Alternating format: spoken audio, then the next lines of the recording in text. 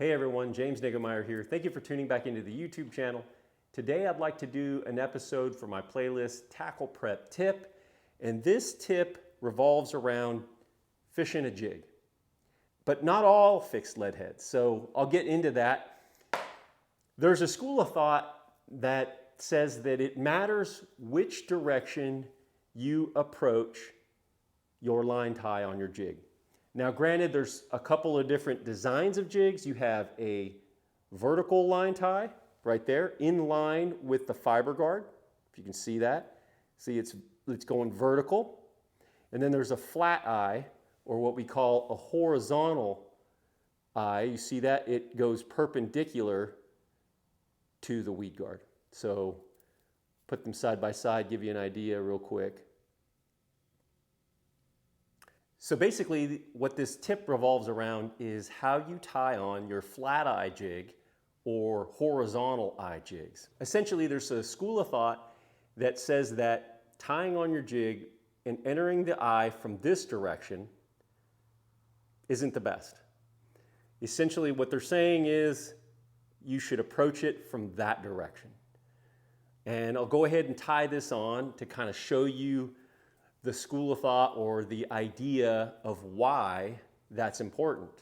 And you might not think it's important, and it may not be important, but when you're out there fishing and you get a handful of bites a day and maybe even the fish of a lifetime, you want to hook and land as many of them as you possibly can. So this little tip might make a difference in whether you catch 3 fish or 5 fish or your personal best. Okay, so now that I've tied the knot, approaching it from the top of the jig, right here, as opposed to coming from the bottom, the school of thought is that, try to demonstrate this to you as best I can, that when you pull on it, there's a different angle that enables that football jig or jig in general to go tip down and rock, creating more action, giving it a more lifelike look, presentation, and ability to kind of go over cover and make it look like something that's actually a living creature down there on the bottom, something a fish would want to eat.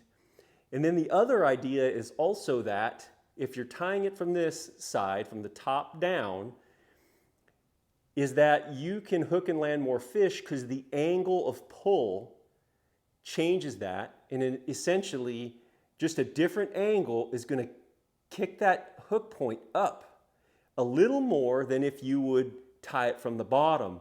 And what that degree is or percentage is and how much that really affects your fishing, I don't know that we could ever measure it. I'm not an engineer. I don't know the statistics behind it, and you just have to have some sort of closed or controlled environment in which to figure that out. But that is the thought, that tying your line on your jig or tying your knot on your jig should be approached from this direction and not that direction. I'd love to hear what you guys think about this idea. You might think, James, that's crazy. I don't even know who told you that, but that isn't something that I think is even important. And you might be right. But there's different things that we do. Some people might think this is like, oh, he's kind of superstitious or whatever, but that's not the case at all. I'm not superstitious. I'm a Christian.